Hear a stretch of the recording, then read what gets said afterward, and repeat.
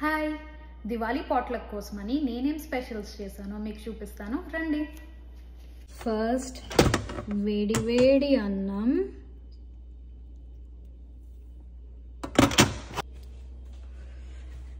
Next ఆ white rice లోకి sambar,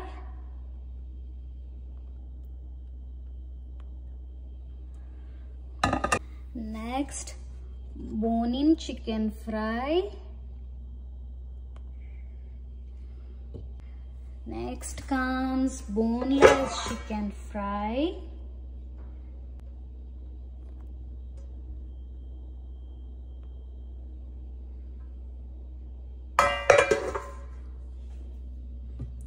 dessert లా తినడానికి పాయసం.